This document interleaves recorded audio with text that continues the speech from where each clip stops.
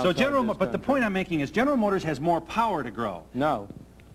General Motors cannot get $1 out of your pocket unless you voluntarily pay it over. The government can, and that's the fundamental difference. All right, here's where I'm going with this. You give me a hard time trying to get there, but I think as General Motors grows, I see the possibility of abuse. Or as any company grows, as the Donahue show grows. Suddenly I decide I've got all the answers and start preaching. Absolutely. Now your point is some guy will come along and shoot me down pretty good and I lose, and that's the way the system is. The bigger they are, the harder they fall. Good.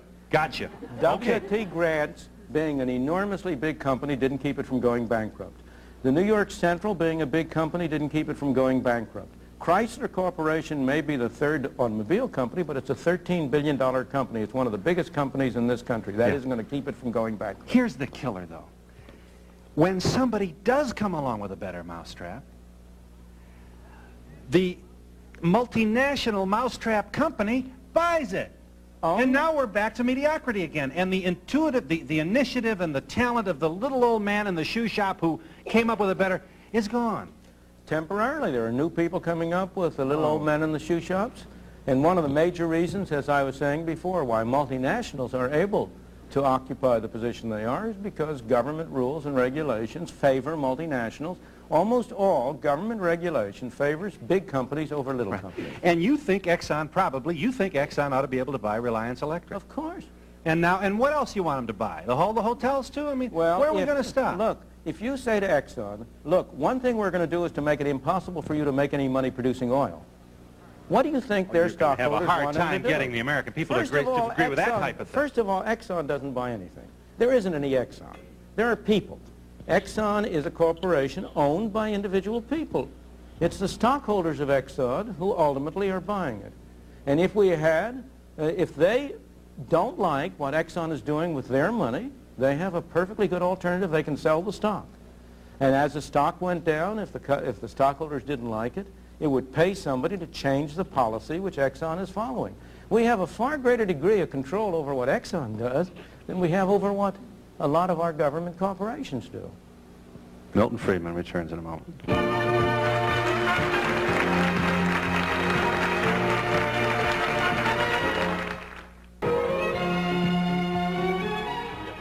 Dr. Friedman, you've spoken a lot today about corporations. What does the average citizen do to help the inflation or to fight it?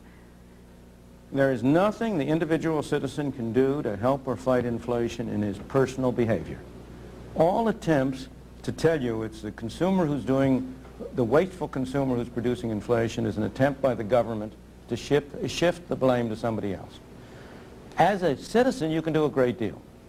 As a citizen, you can exercise your influence on your congressman at the elections to try to elect people who are committed to cutting government spending.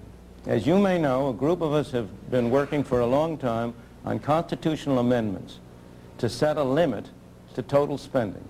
Such amendments have now been passed in 5 states.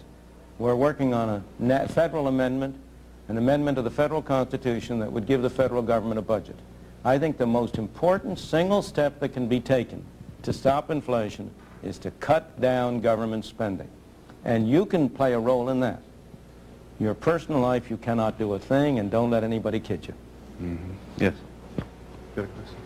I worked for Sears for 2.5 years, and every day I went past the little board that said Kmart 31, Sears 19, 21. And I was just wondering, what happened? What do you mean, the price of the stock? Yeah. Yeah, they quoted it, and it was just... I know, I've seen it all the time.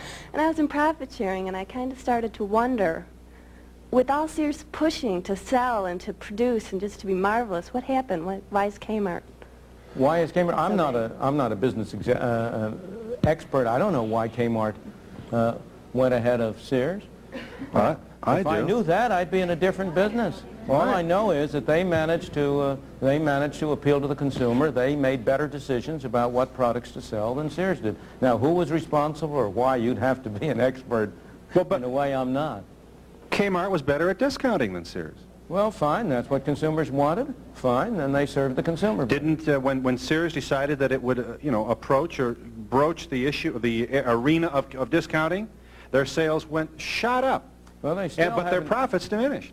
I don't know anything about the details. For all I know, Sears is streamlined. It's going to go and beat Kmart? I don't have the slightest idea. Let the market decide.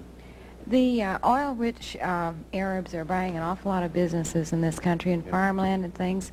Do you think it'd be wise for this country to institute law like Mexico did in the 50s and 60s, where it required that any company and land had to be at least over 50% owned by residents of the country? I believe in individual freedom on an international basis and not on a national basis. I think you ought to be free to buy land if you want to in Mexico or anywhere else, and I would like those governments to let you. This country did not become great by preventing people from coming here from abroad and buying land and setting up businesses. Quite the other way around.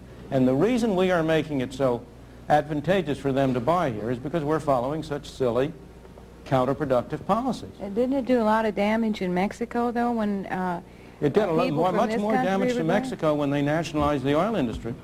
On the contrary, their measures to keep foreigners from acquiring assets in Mexico did a great deal of harm to Mexico, not good. Yes. You must distinguish between what looks on the surface and what it really is underneath. Over here. With why is it we have so many millionaires and everything in the United States, and we still have so many impoverished people who try to get up into the world? Why is it we have this lack of money where people who can't support themselves decently and get a decent job, where all these big men are up on top making oodles and oodles of money? They don't need it. They can only eat that much, sleep in the bed. And what do you suppose they do? If they don't eat it and don't use it, what do you suppose they do? They hoard it. And what do you mean they hoard it? You mean they put it under their pillows? That's right. No, they keep investing it. Investing it in what? That's right, yeah. What do they invest it in? Well, in oil and everything, where, I mean, all these other people who are What do they invest it in? Don't get off the subject. No. What do they invest it in? Well, they invested in a lot of different things that the little people need. Well, do they invest it in factories? Yes. Does some of that money end up in machines? Yes. Do those factories and machines provide ordinary working people with jobs or not? What do you suppose the productivity of this country would be and of the wage rate would be if the total amount of capital in this country today was what it was 100 years ago? Where do you suppose the improvements in productivity come from except from the investment by people of their savings? But let me go to your fundamental question. First place, nirvana is not for this world. There is no paradise. Of course we've got a lot of people who are poorly off, but if you look at it over time, if you get a sense of proportion, the well-being of ordinary people has been the main thing that has been improved by economic progress and economic growth and development. And most residual hard cases of poverty today are the result, again, of a failure of government. Why do we have a black teenage unemployment rate in 30 to 40%? Because of two failures of government. One, a failure to provide decent schooling, which is a governmental responsibility. Has been, whether it should be or not, it has been. And second, because of a minimum wage rate, which prevents those kids who haven't had decent schooling from getting jobs at low pay at which they can earn the skills on the jobs that would enable them to rise to higher pay. If you look at the sources of poverty, you will find most of them are derived from what I regard as wrong-headed government policies. Well, I'm trying to look ahead because I'm almost going to retire. Yes? And it's pretty Social hard Security making it is go now before, you retire. You're covering a lot of issues here. I might say, if Phil will pardon me, I'm going to cover all of these issues. Yeah, please, let's get this plug in because it is an important program, which is, that's all I need. This one is going to compete now with Guess Who. He's got his own TV show. I mean, I'm not insecure enough. This is on PBS, and your first show is in January. January 11th. There will be 10 one-hour shows covering all of these issues in considerable depth. Half-hour documentary, half-hour studio discussion with people from the other side. I may say we invited Ralph Nader, but I don't believe he's accepted. Just before we break here, and we have to, I want to make sure I understand you. Because the government sets a minimum wage, what does McDonald's do? McDonald's? It can't hire as many teenagers. It improves its capital equipment to serve. It does less business because it has to charge higher hamburger prices. In the absence of a minimum wage, McDonald's would be able to offer a larger number of jobs to a larger number of youngsters, and they would be able to acquire some skills. And not only McDonald's. So we hire more people get work. Younger people. The younger people would work, and they'd get a chance to develop their skills.